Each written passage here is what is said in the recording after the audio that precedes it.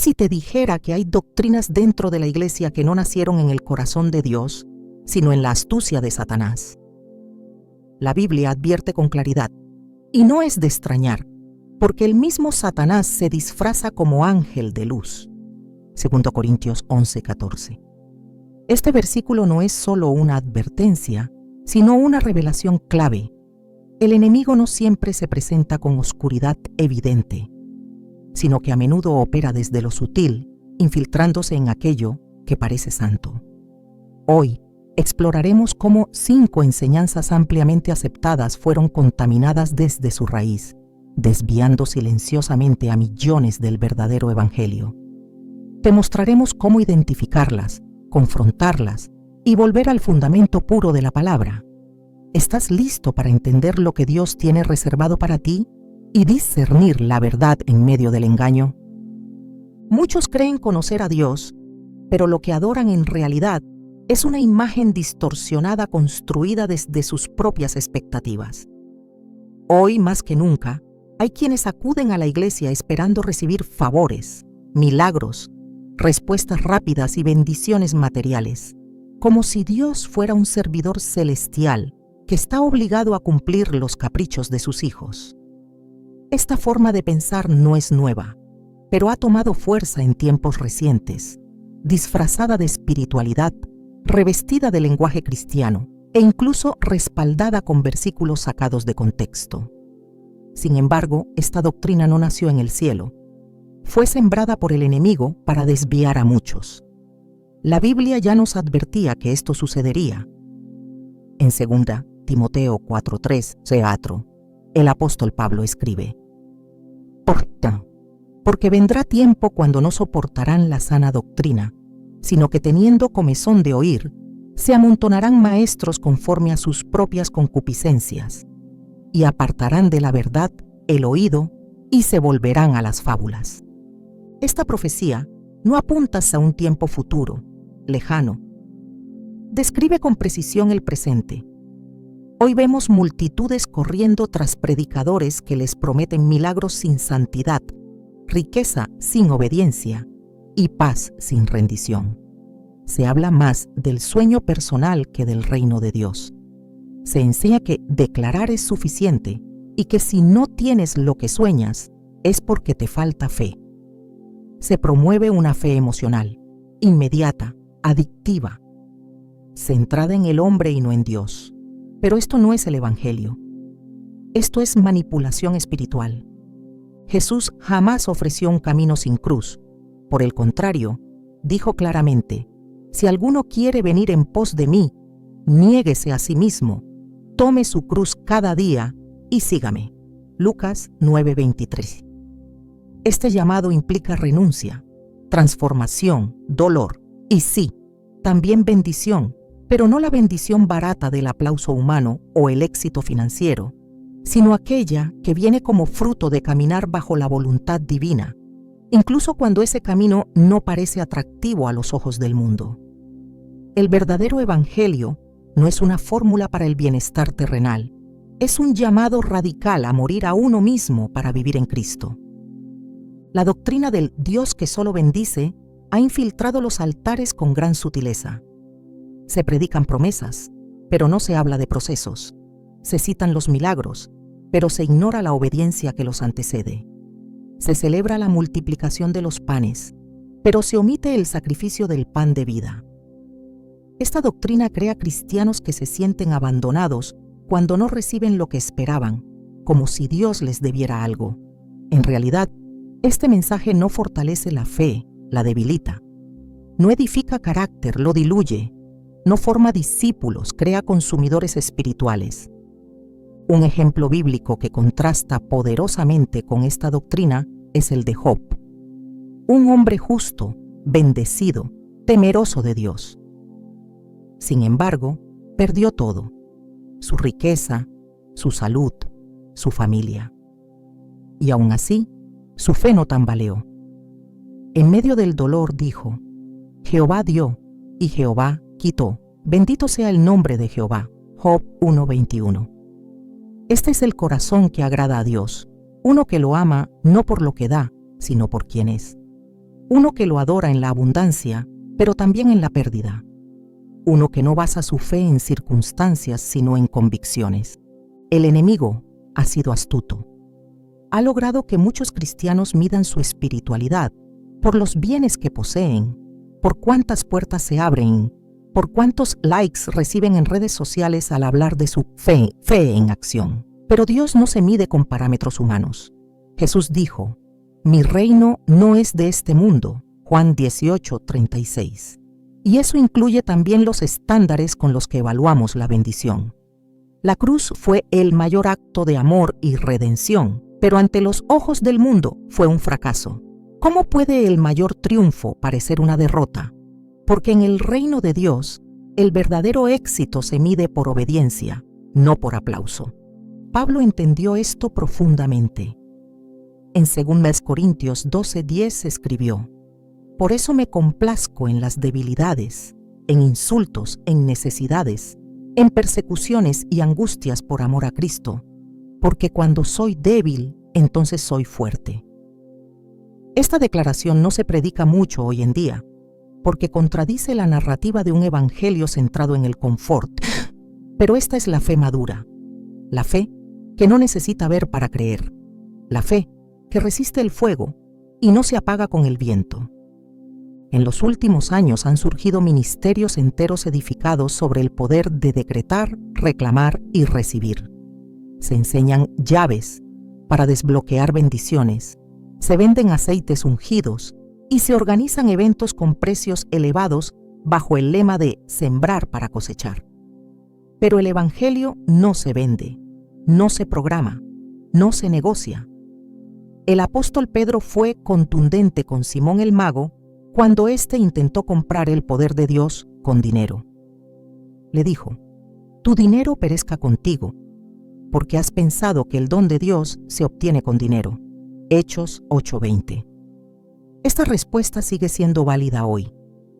Una de las grandes tragedias de esta doctrina infiltrada es que ha hecho que muchos abandonen la fe cuando las pruebas llegan. Porque les dijeron que si creían, todo sería fácil, que si declaraban victoria la lucha no existiría, que si sembraban en fe la cosecha llegaría inmediatamente. Pero Jesús nunca prometió una vida sin tormentas.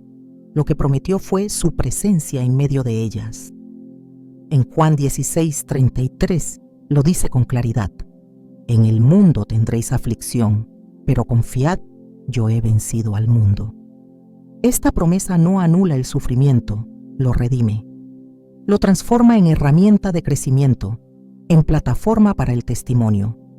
Recordemos también a los 3 jóvenes hebreos en el libro de Daniel. Cuando fueron amenazados con el horno de fuego, su respuesta fue firme: nuestro Dios a quien servimos puede librarnos, y si no, sepas, oh rey, que no serviremos a tus dioses. Daniel 3:17 es hecho. Esta fe no condiciona su obediencia al resultado. Esta fe se mantiene firme, aunque la liberación no llegue como esperamos. Esa es la verdadera bendición, la capacidad de permanecer fiel, aun cuando la respuesta divina no se alinea con nuestros deseos. Dios es bueno, sí. Dios es proveedor, sanador, redentor, pero también es santo, justo, soberano. No siempre actúa como esperamos, pero siempre actúa como conviene. Y eso requiere madurez para aceptarlo. La doctrina infiltrada ha infantilizado la fe de muchos, haciéndolos dependientes de emociones, señales y recompensas inmediatas. Pero Hebreos 11 nos recuerda que la fe no siempre obtiene la promesa en esta vida. Algunos murieron sin verla cumplida y aún así fueron considerados dignos por su fe. Esa es la fe que agrada a Dios. Uno de los grandes peligros de esta distorsión es que aleja a las personas del verdadero arrepentimiento. Si todo lo que Dios quiere es bendecirme, ¿por qué habría de cambiar? Si mi vida va bien, ¿para qué necesito santidad? Pero Jesús no murió en la cruz para que tengamos una vida cómoda. Murió para reconciliarnos con el Padre, para darnos vida eterna, para transformarnos desde adentro. En Romanos 12:2, Pablo nos exhorta: No os conforméis a este siglo, sino transformaos por medio de la renovación de vuestro entendimiento. Y eso implica abandonar toda doctrina que acomode nuestra carne y nos aleje del carácter de Cristo. Cuando la Iglesia predica solo de promesas y no de proceso, está criando creyentes inmaduros, personas que, ante la más mínima dificultad, abandonan la fe porque no fueron preparados para la batalla espiritual. No se les enseñó a resistir, a orar sin respuesta, a adorar en el silencio de Dios. Se les enseñó a recibir, no a perseverar. Y sin perseverancia no hay corona. En Apocalipsis 2:10 leemos: «Sé fiel hasta la muerte, y yo te daré la corona de la vida». Esta fidelidad se forja en el fuego, no en la comodidad. El mensaje de Jesús fue claro desde el inicio. El reino de los cielos se ha acercado. Arrepentíos y creed en el Evangelio. Marcos 1:15. No dijo, proclamen sus sueños ni declaren abundancia. Dijo, arrepiéntanse, porque sin arrepentimiento no hay transformación, y sin transformación no hay comunión verdadera con Dios. El Evangelio, que solo habla de beneficios, sin confrontar el pecado, no es el Evangelio de Cristo. Es una imitación peligrosa. Es necesario volver al mensaje completo, a la verdad que salva, aunque duela, al Evangelio que transforma, aunque confronte, a la palabra que corta, pero también sana. Hebreos 4:12 nos recuerda: porque la palabra de Dios es viva y eficaz, y más cortante que toda espada de dos filos. Este filo es necesario para separar la mentira de la verdad, para discernir entre lo que viene de Dios y lo que ha sido infiltrado por el enemigo.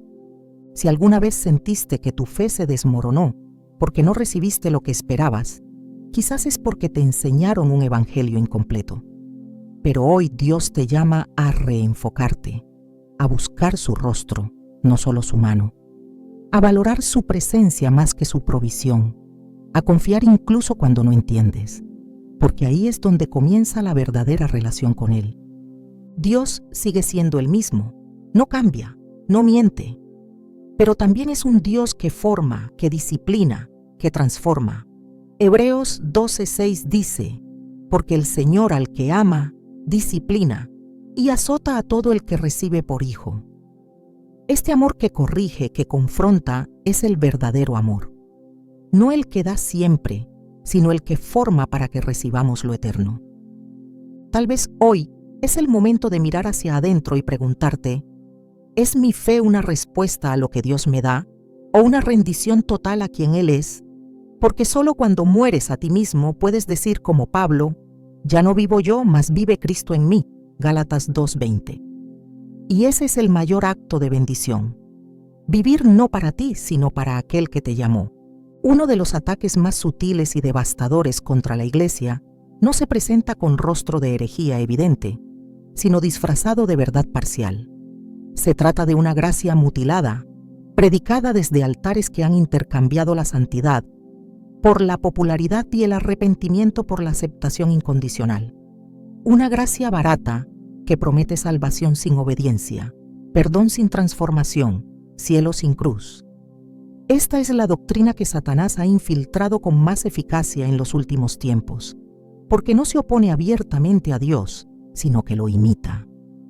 Pero esta imitación, desprovista de poder regenerador, lleva a la muerte espiritual. La Escritura no deja espacio a dudas. La gracia de Dios no es licencia para pecar.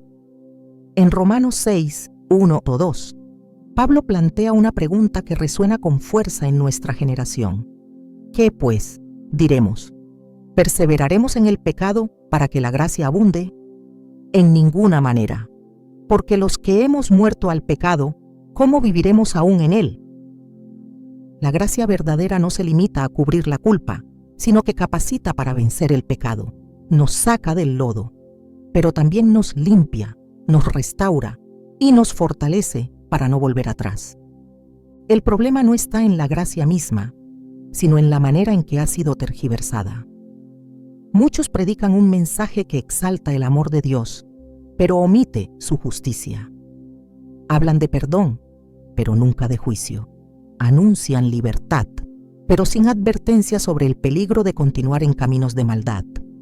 Esta distorsión ha creado una generación que confunde compasión con permisividad y que rechaza cualquier corrección como si fuera legalismo. Pero la Biblia enseña que la verdadera gracia nos instruye. Tito 2, 11, 12 declara: porque la gracia de Dios se ha manifestado para salvación a todos los hombres, enseñándonos que, renunciando a la impiedad y a los deseos mundanos, vivamos en este siglo sobria, justa y piadosamente. La gracia no solo salva, también educa, guía y purifica. La raíz de esta doctrina infiltrada es el deseo humano de evitar el costo del discipulado. Vivimos en una cultura que exalta el derecho a decidir, el placer personal y la libertad sin límites. Cuando esta mentalidad se traslada al ámbito espiritual, produce una fe superficial, sin fruto, sin compromiso. Una fe que cree en un Salvador, pero rechaza al Señor, que se aferra a las promesas, pero ignora los mandamientos. En Mateo 7:21, Jesús lo dice sin rodeos: no todo el que me dice, Señor, Señor, entrará en el reino de los cielos, sino el que hace la voluntad de mi Padre que está en los cielos. No basta con confesar, hay que obedecer. No basta con asistir, hay que rendirse. Esta falsa gracia se ha infiltrado también en la forma en que muchos entienden el arrepentimiento. Se ha reducido a una emoción momentánea, a un simple lo siento, sin frutos de cambio. Pero el arrepentimiento bíblico no es solo remordimiento. Es un giro radical de dirección. Es muerte al yo, abandono del pecado y una entrega real al señorío de Cristo. En Hechos 3:19, Pedro exhorta: así que arrepentíos y convertíos, para que sean borrados vuestros pecados, para que vengan de la presencia del Señor tiempos de refrigerio. Aquí vemos que el arrepentimiento no es una opción emocional, sino una condición espiritual indispensable. La estrategia del enemigo ha sido sofisticada. Ha creado un mensaje atractivo que alivia las conciencias sin transformar los corazones. Ha introducido una versión liviana del Evangelio donde lo importante no es la verdad, sino cómo se siente quien la escucha. Pero Jesús nunca suavizó la verdad para agradar al público. Cuando la mujer fue sorprendida en adulterio, no la condenó, pero tampoco la excusó. Le dijo: vete y no peques más. Juan 8:11. Esta es la verdadera gracia, una que restaura, pero también confronta, una que perdona pero exige cambio, una que abraza pero no tolera la esclavitud del pecado. Al eliminar la necesidad de arrepentimiento, esta doctrina falsa ha vaciado el Evangelio de su poder. Porque no hay nuevo nacimiento sin muerte al viejo hombre. No hay transformación sin confrontación. No hay comunión con Dios sin santidad. Hebreos 12:14 nos recuerda: seguid la paz con todos y la santidad, sin la cual nadie verá al Señor. Esta no es una opción para los más devotos. Es una condición universal para todo creyente genuino. La santidad no es una carga religiosa. Es el fruto natural de una gracia que ha sido comprendida en su totalidad. Uno de los mayores daños de esta doctrina infiltrada es que produce creyentes que justifican su pecado en lugar de renunciar a él, que usan la gracia como escudo para evitar la corrección, que se ofenden ante la exhortación, olvidando que el verdadero amor no encubre, sino que edifica. En Apocalipsis 3:19, Jesús dice: yo reprendo y castigo a todos los que amo. Sé pues celoso y arrepiéntete. Reprensión y amor no se excluyen, se complementan. Y el arrepentimiento no es una etapa inicial que se supera, es una postura continua del corazón que anhela agradar a Dios. Este mensaje distorsionado también ha provocado una desconexión entre salvación y obediencia. Se ha predicado que basta con hacer una oración de fe, levantar una mano en un culto o firmar una tarjeta de decisión para ser salvo. Pero la Escritura nunca presenta la salvación como un evento aislado, sino como una obra continua de gracia, sostenida por la fe y evidenciada por una vida transformada. Santiago 2:17 afirma con claridad: así también la fe, si no tiene obras, es muerta en sí misma. Las obras no salvan, pero sí demuestran la autenticidad de la fe. Una gracia verdadera no deja al creyente donde lo encontró. Lo levanta, lo limpia, lo forma y lo envía con poder.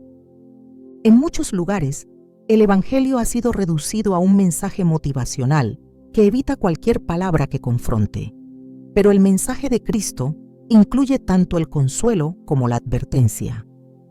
En Mateo 4:17, Jesús comenzó su ministerio diciendo: arrepentíos, porque el reino de los cielos se ha acercado. No dijo: sientan paz, ni declaren su victoria.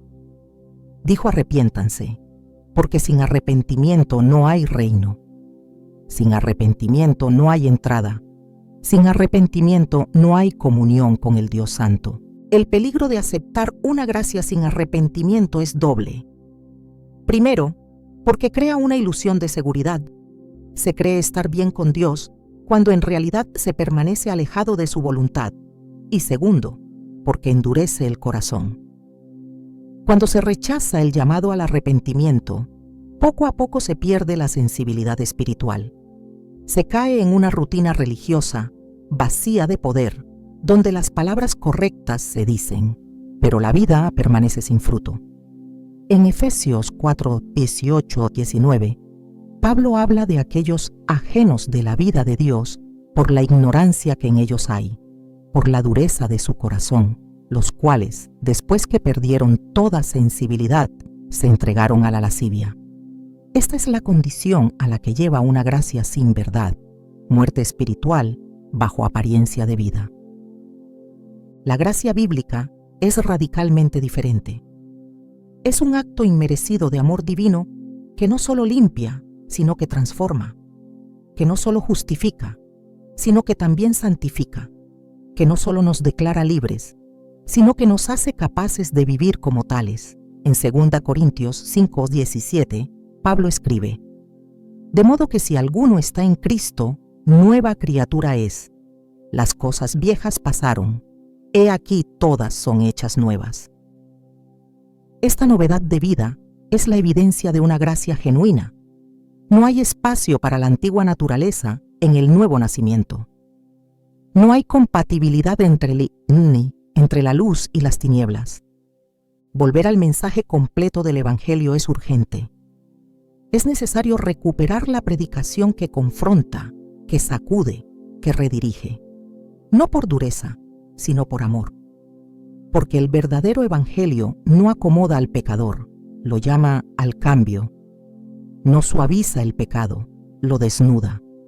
No entretiene, transforma, y esa transformación comienza con el arrepentimiento. No como un acto emocional, sino como una decisión profunda, sostenida por el Espíritu y reflejada en una vida de obediencia.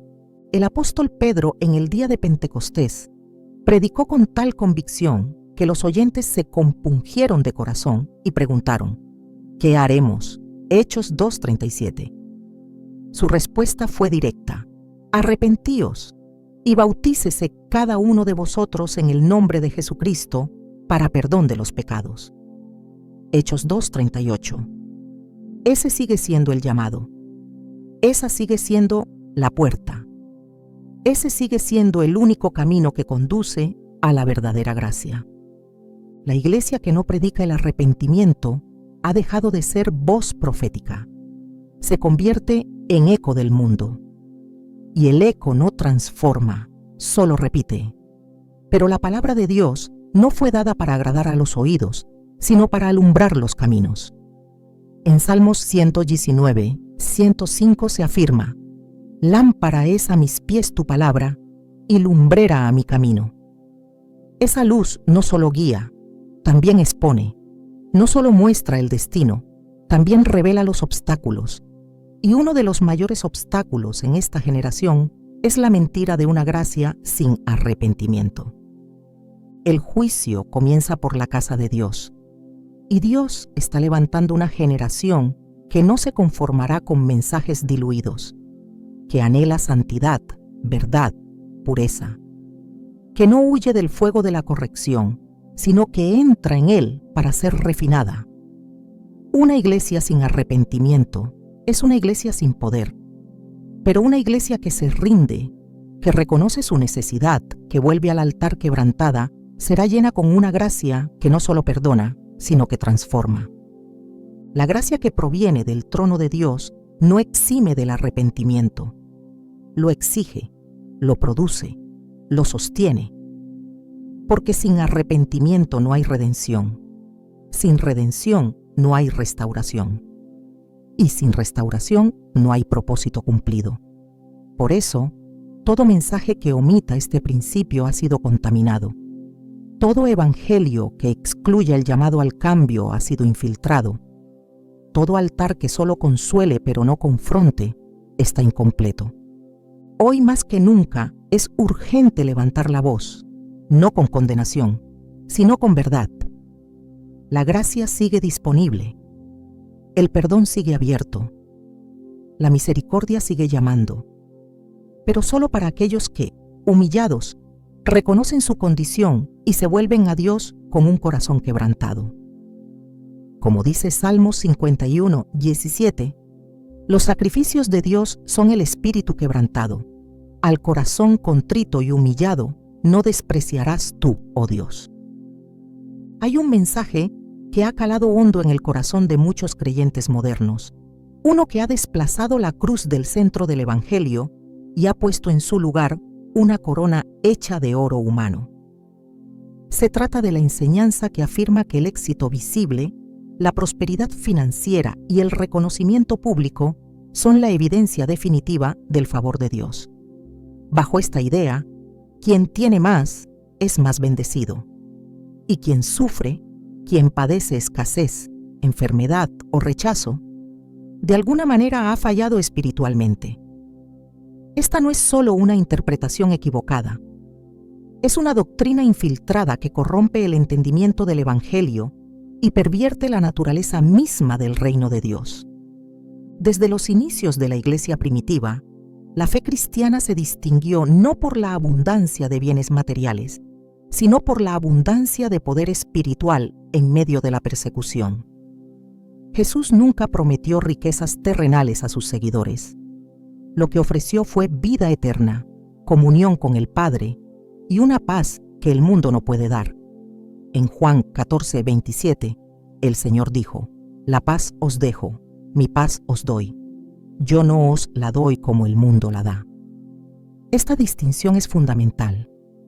La paz que proviene de Dios no depende de las circunstancias externas ni de los bienes acumulados. Es una realidad interna que permanece firme aún en medio de la tormenta. A lo largo del Nuevo Testamento, los grandes hombres y mujeres de fe no fueron medidos por sus logros financieros, sino por su fidelidad. El apóstol Pablo, uno de los siervos más influyentes del Evangelio, testificó acerca de sus múltiples padecimientos, naufragios, prisiones y hambre. En Filipenses 4:12, él mismo afirma: «Sé vivir humildemente y sé tener abundancia. En todo y por todo estoy enseñado, así para estar saciado como para tener hambre, así para tener abundancia como para padecer necesidad». Esta declaración no fue una queja, sino una proclamación de madurez espiritual. Pablo entendía que su identidad y su propósito no estaban atados a los recursos materiales, sino al llamado divino. El problema con el Evangelio del éxito es que reduce la fidelidad a una fórmula transaccional. Se enseña que si das, recibes; si declaras, ocurre; si visualizas, se manifiesta. Esta perspectiva transforma la fe en una herramienta de manipulación espiritual, donde el centro ya no es Cristo, sino el yo. En Marcos 8:34, Jesús dejó claro el costo del discipulado.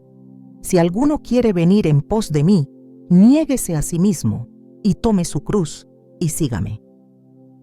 Esta negación de uno mismo es incompatible con el mensaje que busca engrandecer la imagen personal como señal de éxito espiritual. Tomar la cruz no es símbolo de reconocimiento terrenal, sino de sacrificio, entrega y muerte al ego. Este mensaje adulterado ha llevado a muchos a vivir bajo una presión constante por demostrar que son bendecidos. La búsqueda de éxito ha reemplazado la búsqueda de santidad. Se confunde el aplauso humano con el respaldo divino. Y se considera que un ministerio lleno de multitudes es automáticamente prueba del favor de Dios. Pero Jesús dijo que el camino ancho lleva a la perdición y que muchos entrarían por él.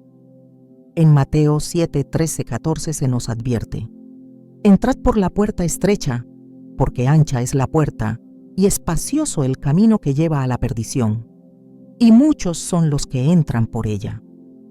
El verdadero camino del reino no es amplio, ni popular, ni cómodo. Es estrecho, exigente y muchas veces solitario.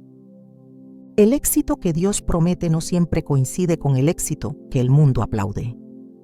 En Hebreos 11, el capítulo de los héroes de la fe, encontramos ejemplos de personas que conquistaron reinos, taparon bocas de leones y vencieron ejércitos. Pero también se menciona a quienes fueron aserrados, apedreados y errantes por los desiertos. Y todos ellos, tanto los que vencieron como los que sufrieron, fueron aprobados por su fe. El versículo 38 declara que el mundo no era digno de ellos. Esta es la perspectiva del cielo, una que honra no el resultado externo, sino la obediencia interna. El evangelio del éxito es atractivo porque apela al deseo natural de reconocimiento, comodidad y avance. Pero ese deseo, sin crucifixión, sin transformación, se convierte en una trampa. Cuando se enseña que la señal de que estás en la voluntad de Dios es que todo fluya, que todo prospere y que todo se te dé, se está sembrando una semilla peligrosa. Porque en el momento en que vienen las pruebas, los rechazos o las pérdidas, muchos concluyen erróneamente que Dios los ha abandonado. Pero fue Jesús mismo quien, siendo el Hijo amado del Padre, fue llevado por el Espíritu al desierto para ser probado. La prueba no es señal de abandono, es plataforma de crecimiento. La distorsión también se manifiesta en la manera en que se enseña la siembra y la cosecha. Se ha presentado el dar como una transacción financiera con el cielo, donde el propósito es multiplicar lo que se ofrece. Pero el corazón de Dios, al pedirnos dar, no es enriquecernos materialmente, sino formarnos espiritualmente. En 2 Corintios 9:7, Pablo afirma: cada uno dé como propuso en su corazón, no con tristeza ni por necesidad, porque Dios ama al dador alegre. Esta alegría no proviene de esperar un retorno, sino de saber que al dar nos parecemos más a Dios, quien dio lo más precioso que tenía sin esperar nada a cambio. Al convertir la prosperidad en un indicador de fe, se cae en una peligrosa idolatría. La codicia se disfraza de expectativa espiritual. El deseo de ser como Cristo es reemplazado por el deseo de tener como el mundo. Pero Jesús no tuvo dónde recostar su cabeza. No fue reconocido por sus bienes, sino por su autoridad. No fue seguido por su riqueza, sino por su verdad. Cuando se le acercaron con interés material, Él no buscó retenerlos. En Juan 6, después de multiplicar los panes, muchos lo siguieron por el milagro. Pero cuando les habló de su cuerpo como verdadero alimento, se apartaron. Y Jesús no intentó persuadirlos. Volviéndose a sus discípulos, les preguntó: ¿también vosotros queréis iros? Juan 6:67. El evangelio verdadero no acomoda a las multitudes. Las confronta. Una fe que depende del éxito externo para permanecer firme no es fe, es conveniencia. La verdadera fe permanece en la escasez, en la enfermedad, en la incomprensión. La fe que agrada a Dios es aquella que confía, incluso cuando no entiende, que adora, incluso cuando no recibe, que sirve, incluso cuando no es recompensada. En Habacuc 3:17-18, el profeta expresa: Aunque la higuera no florezca, ni en las vides haya frutos, con todo, yo me alegraré en Jehová, y me gozaré en el Dios de mi salvación. Este gozo no está anclado en lo visible, sino en lo eterno. Dios no está en contra de bendecir a su pueblo. Él es proveedor y se deleita en dar cosas buenas a sus hijos, pero nunca ha prometido usar el éxito como medida de su aprobación. Más bien, ha advertido que el amor al dinero es raíz de todos los males. En 1 Timoteo 6, 9, 10 se nos dice: porque los que quieren enriquecerse caen en tentación y lazo, porque raíz de todos los males es el amor al dinero, el cual, codiciando algunos, se extraviaron de la fe. Este desvío es el que ha producido muchos altares centrados en la ganancia, donde la doctrina ha sido vendida, la verdad diluida y la gloria de Dios sustituida por la exaltación del hombre. El camino del discipulado no es garantía de riquezas, pero sí de plenitud. No promete reconocimiento, pero sí comunión. No asegura una vida libre de problemas, pero sí una eternidad asegurada. En Lucas 12:15, Jesús advirtió: mirad y guardaos de toda avaricia, porque la vida del hombre no consiste en la abundancia de los bienes que posee. La vida verdadera no se mide por lo que acumulamos, sino por a quién pertenecemos. Lo que define a un creyente no es su cuenta bancaria, sino su fidelidad al Cordero, incluso cuando esa fidelidad le cuesta todo. La doctrina infiltrada ha promovido una visión del Evangelio donde Dios es un medio para lograr metas personales. Pero Dios no es un trampolín para la realización de sueños. Él es el origen, el camino y el fin. Cuando se tuerce esta verdad, se produce una generación frustrada espiritualmente, que abandona la fe al primer revés, al primer retraso, al primer no. El verdadero creyente sabe que la voluntad de Dios es perfecta, aunque no siempre sea entendida, que sus caminos son más altos, aunque no siempre sean los más deseados, y que su propósito es eterno, aunque implique sufrimiento temporal. La Iglesia necesita volver a enseñar que el mayor éxito es parecerse a Cristo, que la bendición más grande es la presencia de Dios, que el galardón supremo es la vida eterna. Todo lo demás es añadido. Mateo 6:33 nos da la prioridad correcta: mas buscad primeramente el reino de Dios y su justicia, y todas estas cosas os serán añadidas. El enfoque debe estar en lo eterno. El corazón debe estar en lo alto. El mensaje debe estar limpio de intereses ocultos. No es pecado prosperar. No es malo crecer, avanzar o ser reconocido. Pero cuando estas cosas se convierten en el termómetro de la fe, entonces han usurpado el lugar que solo le pertenece a Dios. El favor divino se reconoce por la obediencia, por la paz en medio del caos, por el fruto del Espíritu, por la vida rendida. No por la acumulación de cosas, ni por la admiración del mundo, porque este mundo pasa, y con él todo lo que parece importante. Pero el que hace la voluntad de Dios permanece para siempre. El pecado no desaparece porque dejemos de hablar de él. No se debilita con el silencio.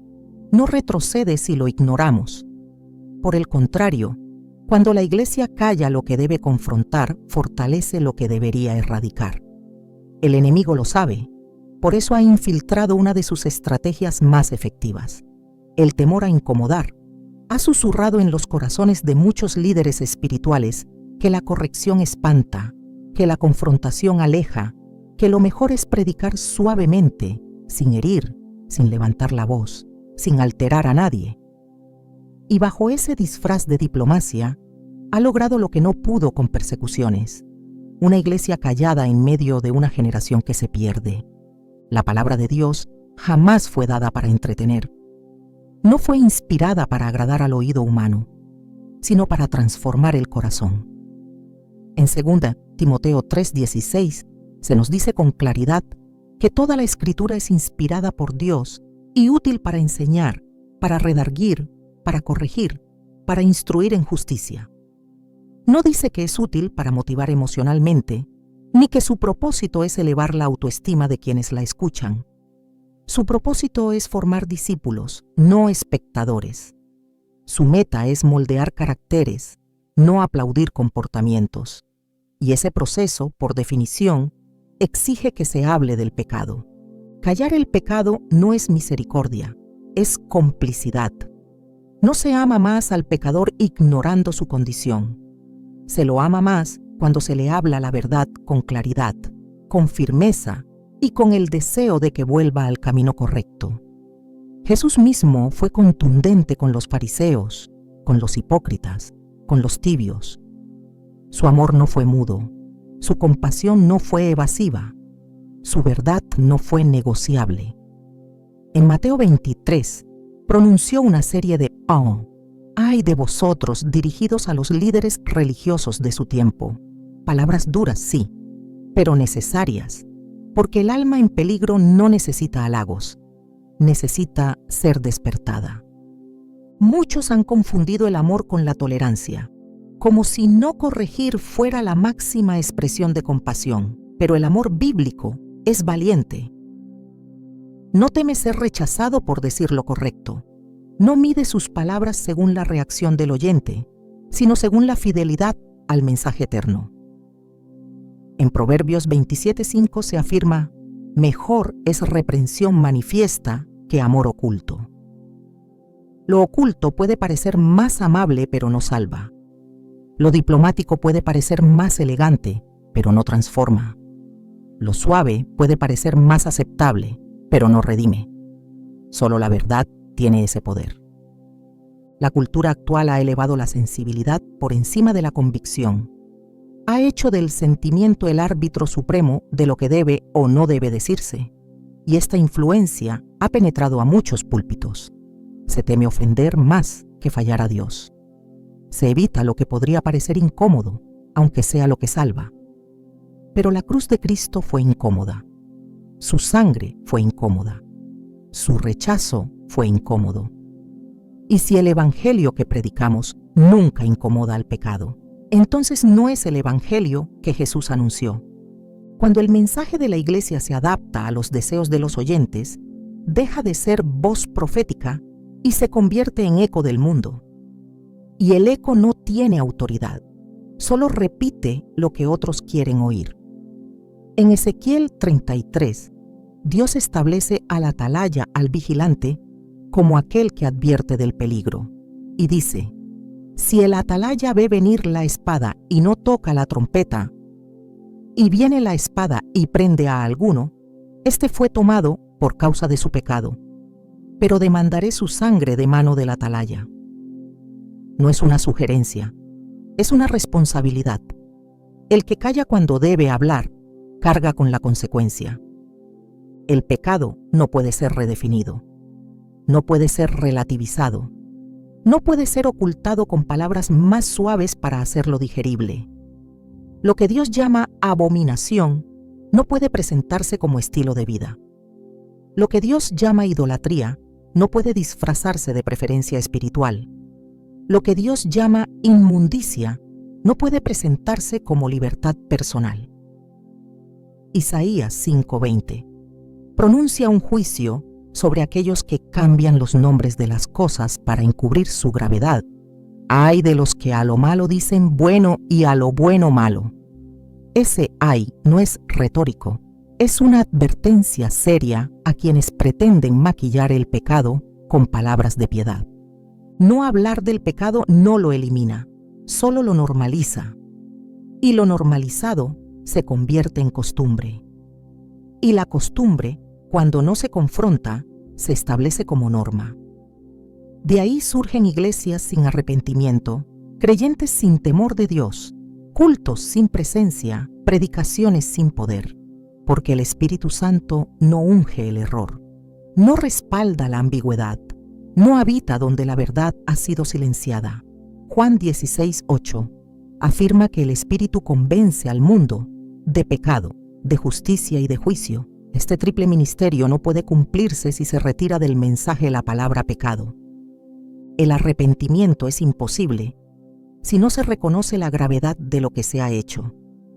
Y no se puede reconocer si no se explica, si no se señala, si no se muestra la brecha entre la santidad de Dios y la condición del hombre. Cuando se elimina el mensaje del pecado para preservar la comodidad de los oyentes, se cierra la puerta a la verdadera conversión. En Hechos 2, después de escuchar la predicación de Pedro, los oyentes fueron compungidos de corazón y preguntaron: ¿qué haremos? Esa pregunta solo nace cuando el pecado ha sido expuesto, cuando el alma entiende que está perdida sin redención. Hay quienes dicen que hablar del pecado espantan a las personas, pero no fue así en el ministerio de Jesús. Las multitudes lo seguían, no porque les decía lo que querían oír, sino porque hablaba con autoridad. En Marcos 1:22 leemos: y se admiraban de su doctrina, porque les enseñaba como quien tiene autoridad, y no como los escribas. La autoridad no está en el volumen, ni en la elocuencia, sino en la fidelidad a la verdad. Y esa verdad incluye denunciar el pecado, no con condenación, sino con propósito de restauración. La corrección no es juicio, es misericordia. La confrontación no es rechazo, es oportunidad. El llamado al arrepentimiento no es legalismo, es gracia. Solo quienes entienden la profundidad del pecado pueden valorar la grandeza del perdón.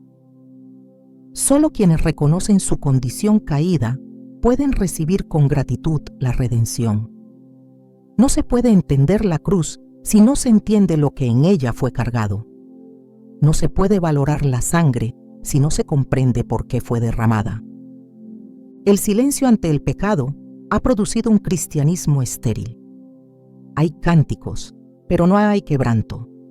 Hay eventos, pero no hay presencia. Hay discursos, pero no hay fuego.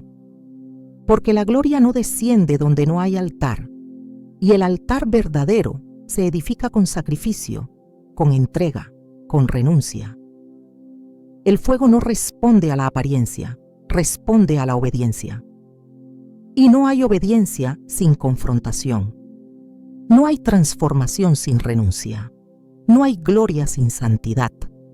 La iglesia necesita recuperar su voz, no la voz que grita, sino la que discierne, no la que ofende, sino la que redime, no la que condena, sino la que guía.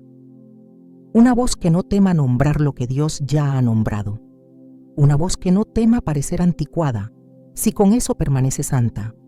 Una voz que no busque aceptación, sino que desee agradar al Espíritu. Esa voz es la que el mundo necesita. No más entretenimiento, no más discursos sin esencia, no más mensajes diseñados para llenar auditorios, sino palabras que llenen el cielo de arrepentidos. No es tarde. Aún hay tiempo para volver a predicar todo el consejo de Dios, para declarar lo que la palabra dice, sin añadir, sin suavizar, sin omitir. Pablo dijo en Hechos 20:27, no he rehuido anunciaros todo el consejo de Dios. Esa integridad es urgente, esa valentía es escasa, esa fidelidad es necesaria, porque el juicio comienza por la casa, y si la casa está en silencio mientras el pecado avanza, entonces la oscuridad no es culpa del mundo, sino del lugar donde debería haber luz. El llamado es claro: volver a hablar con verdad, volver a anunciar lo que salva, volver a denunciar lo que destruye, volver a predicar como si el alma del oyente dependiera de cada palabra, porque así es. El pecado no puede ser ignorado, no puede ser adaptado, no puede ser decorado, tiene que ser crucificado. Y eso solo ocurre cuando se proclama la verdad, con claridad, con convicción, con autoridad. Solo entonces la iglesia volverá a ser sal y luz. Solo entonces volverá a haber milagros reales. Solo entonces el mundo sabrá que aún hay un Dios en medio de su pueblo. Hay prácticas que se introducen en la iglesia sin resistencia porque no parecen malignas a simple vista. Tienen un lenguaje cristiano, Se visten de propósito, se adornan de palabras como energía, sanidad interior, visualización, conexión espiritual y otras expresiones que, aunque suenan inofensivas, tienen un origen ajeno a la Escritura. Esta es una de las infiltraciones más sigilosas que ha logrado el enemigo: revestir de espiritualidad lo que en su esencia es idolatría. Y lo más peligroso es que estas prácticas no entran por la puerta del mundo, sino por el atrio de la iglesia. La idolatría moderna ya no necesita imágenes talladas para establecerse. Basta con una mentalidad centrada en el yo, una búsqueda constante de experiencias sin fundamento bíblico, o una espiritualidad que prescinde de Cristo, pero promete poder, paz o propósito. Cualquier forma de adoración, pensamiento o práctica que suplanta al Dios vivo o tergiversa. Su carácter se convierte automáticamente en un altar falso. Y en muchos lugares, esos altares se levantan domingo tras domingo, sin que nadie los cuestione. Dios fue claro con su pueblo desde el principio. En Éxodo 20, 3, 4, dentro del primer mandamiento, declara: No tendrás dioses ajenos delante de mí. No te harás imagen, ni ninguna semejanza de lo que esté arriba en el cielo, ni abajo en la tierra, ni en las aguas debajo de la tierra. Esta orden no está limitada a objetos visibles. También alcanza las estructuras internas que se colocan por encima de la obediencia a su palabra. La idolatría puede ser una forma de pensamiento, una idea que contradice la verdad revelada, un deseo que suplanta la voluntad divina. Hoy se ofrecen mensajes basados en la autoayuda, donde se invita al creyente a encontrar su verdad interior, a activar su potencial oculto, a alinear sus energías espirituales. Todo esto parece edificante, pero no proviene del Espíritu Santo. Proviene de una mezcla entre filosofía humanista, prácticas orientales y un evangelio diluido. Romanos 1:25 advierte sobre aquellos que cambiaron la verdad de Dios por la mentira, honrando y dando culto a las criaturas antes que al Creador, el cual es bendito por los siglos. Cuando el centro de la fe deja de ser Cristo crucificado y resucitado y se convierte en el desarrollo personal, se ha producido una sustitución idólatra. Incluso los dones espirituales pueden ser tergiversados cuando se convierten en un fin en sí mismos. Cuando se persigue la profecía, la visión o la unción más que a Cristo mismo, se corre el riesgo de caer en el mismo error del pueblo de Israel, que deseaba señales pero rechazaba la obediencia. En Deuteronomio 13, Dios advierte que incluso si un profeta realiza señales y prodigios, pero enseña a seguir a otros dioses, debe ser rechazado. Esto nos revela que no todo lo que se manifiesta con poder tiene aprobación divina. El Espíritu de Dios jamás glorificará otra fuente que no sea el Padre, el Hijo y la verdad de su palabra.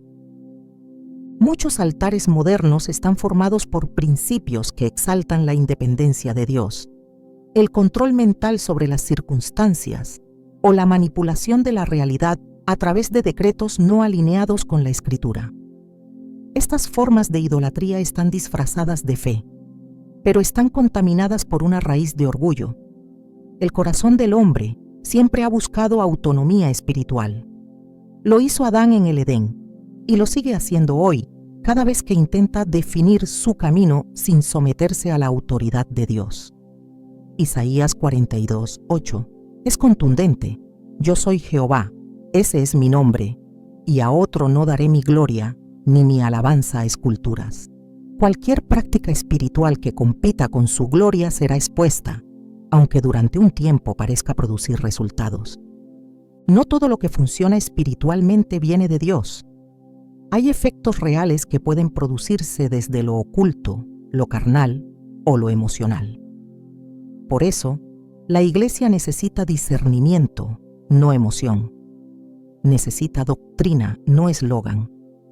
Necesita la palabra, no modas. En 1 Juan 4:1 se nos instruye: Amados, no creáis a todo espíritu, sino probad los espíritus si son de Dios, porque muchos falsos profetas han salido por el mundo. Este mandato es vigente. La falta de prueba ha permitido que se abran puertas en altares que antes eran santos, pero que ahora toleran prácticas impuras. Uno de los rostros más comunes de esta idolatría es la mezcla. Cuando se combinan elementos bíblicos con filosofías externas, se diluye la verdad. Se repite el error del pueblo que adoraba a Jehová, pero también a los Baales. El resultado no es adoración, es confusión. No hay doble fuente en la vida espiritual. No se puede beber de la copa del Señor y de la copa de los demonios. No se puede encender fuego extraño y esperar que el cielo responda. Levítico 10 relata cómo Nadab y Abiú ofrecieron delante de Jehová fuego no autorizado y fueron consumidos por ello. Esto revela la seriedad con la que Dios trata las desviaciones en la adoración. En el contexto actual, esa mezcla se da cuando se predica una fe que adopta afirmaciones filosóficas, visualizaciones o prácticas de manifestación contrarias al Espíritu de Dios. Estas no son herramientas espirituales, son estrategias de seducción. Toman lo sagrado y lo contaminan. Usan nombres cristianos, pero portan una raíz ajena. Se presentan como inofensivas, pero producen esterilidad espiritual. Judas 1:4 advierte sobre ciertos hombres que convierten en libertinaje la gracia de nuestro Dios y niegan a Dios, el único soberano, y a nuestro Señor Jesucristo. Esta negación no siempre es explícita, a veces es doctrinal, silenciosa, progresiva, pero efectiva. La idolatría espiritual moderna prospera donde la palabra ha sido desplazada, porque donde no hay verdad, hay espacio para la imitación. Donde no hay luz, las sombras no se disciernen. Donde no hay sana doctrina, todo mensaje emocional parece legítimo. El regreso a las Escrituras no es opcional, es urgente. Solo la palabra puede limpiar el altar contaminado. Solo la revelación pura puede desenmascarar lo falso. Solo Cristo exaltado puede restaurar la adoración genuina. El llamado no es a perseguir prácticas, sino a exaltar al único digno. No es a condenar experiencias, sino a filtrar todo por medio de la verdad. No es a sembrar miedo, sino a despertar discernimiento. Dios sigue buscando adoradores. No cualquier adorador, sino los que le adoran en espíritu y en verdad. Y esa verdad no se ajusta a las tendencias, permanece. Es absoluta. No se adapta a las culturas, trasciende. Y sigue siendo suficiente para limpiar el corazón, restaurar la iglesia y levantar un pueblo santo. Uno de los efectos más devastadores de las doctrinas infiltradas ha sido la progresiva desaparición del temor reverente a Dios dentro de la iglesia. No se trata de un miedo paralizante ni de una percepción opresiva del Creador, sino de una conciencia profunda de su santidad, su majestad y su justicia. Temor reverente es reconocer quién es Él y responder con obediencia, humildad y reverencia. Cuando este temor se pierde, el resultado es una fe superficial, una adoración liviana y una conducta sin convicción. Y eso es precisamente lo que ha ocurrido. Muchos han comenzado a tratar lo sagrado como común, lo santo como trivial y lo eterno como opcional. Las Escrituras afirman que el principio de la sabiduría es el temor de Jehová. Esta verdad, proclamada en Proverbios 1:7, no es simbólica ni cultural. Es el cimiento de toda vida espiritual saludable. Sin temor reverente, no hay obediencia genuina. Sin obediencia, no hay fruto. Sin fruto, la fe es estéril. En los tiempos bíblicos, el pueblo que conocía a Dios temblaba ante su presencia, no por temor al castigo, sino por asombro ante su gloria. Isaías, al ver al Señor sentado en su trono, exclamó: «¡Ay de mí que soy muerto!» Isaías 6:5. Este profeta no era un pagano, era un siervo. Y sin embargo, ante la santidad divina, se quebrantó completamente, Esa reacción ha desaparecido en muchos lugares donde ahora se alaba a Dios sin temor, se predica sin reverencia y se vive como si su presencia fuera un accesorio emocional. La ausencia de temor ha producido una generación que exige a Dios, pero no se postra, que canta con entusiasmo, pero no se somete, que se acerca a lo eterno con ligereza, como si el Creador del universo debiera adaptarse a sus horarios, gustos y expectativas. En Eclesiastés 5:1-2, la advertencia es clara. Guarda tu pie cuando entres en la casa de Dios. No te des prisa con tu boca, ni tu corazón se apresure a proferir palabra delante de Dios. Este llamado a la prudencia y a la reverencia refleja una actitud que ha sido sustituida por una familiaridad impropia con lo divino. Cuando el temor reverente se pierde, el pecado se normaliza. Ya no se siente la urgencia de confesar ni la necesidad de apartarse. El corazón se endurece.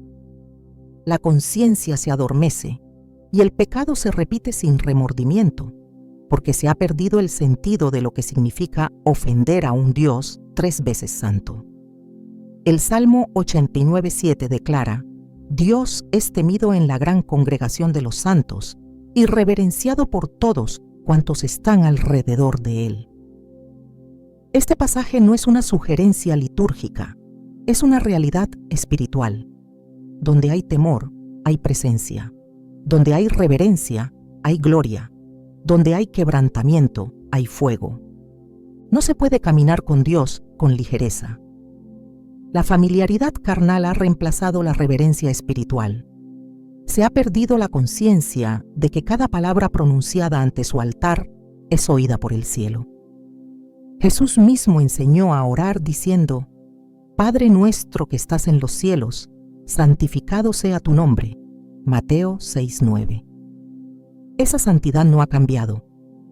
El Dios que habló desde la zarza a Moisés, que hizo temblar el monte Sinaí, que descendió en fuego sobre el tabernáculo, es el mismo que habita en medio de su pueblo hoy, pero solo se manifestará donde sea honrado con temor reverente. Cuando se restaura el temor de Dios, se restaura también la pureza del culto, la seriedad de la predicación y la profundidad del compromiso. Solo entonces el corazón vuelve a arder por lo eterno. Solo entonces la Iglesia vuelve a ser instrumento de transformación, porque no se puede servir con poder si no se sirve primero con temor. La mayor estrategia del enemigo no ha sido atacar desde afuera, sino infiltrarse desde adentro. No ha necesitado destruir la Iglesia, le ha bastado con adormecerla. No ha querido silenciar la palabra, solo ha trabajado para distorsionarla. Y mientras muchos esperaban una persecución violenta, lo que llegó fue una seducción sutil. No se trata solo de lo que se predica, sino de lo que ya no se dice. No es solo lo que se cree, sino lo que se ha dejado de discernir. El terreno no se ha perdido por falta de armas, sino por falta de vigilancia. Este no es el momento de señalar culpables, sino de levantar la mirada. No es tiempo de lamentos, sino de volver a las sendas antiguas, donde el fuego no era emocional, sino santo.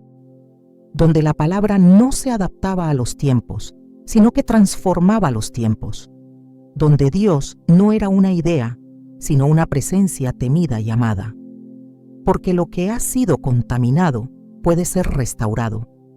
Lo que ha sido infiltrado puede ser purificado. Y lo que parecía perdido puede ser levantado con mayor gloria. La restauración comienza con un clamor genuino, con un corazón que no busca reformar estructuras, sino rendirse sin reservas. Porque el enemigo ha entrado con astucia, pero el Espíritu de Dios responde con poder. Y donde hay verdad, la mentira retrocede. Donde hay luz, las tinieblas huyen. Y donde hay un pueblo que tiembla ante su palabra, allí se establece el reino. Este es el llamado. Esta es la hora. No para huir, sino para volver. No para temer, sino para despertar.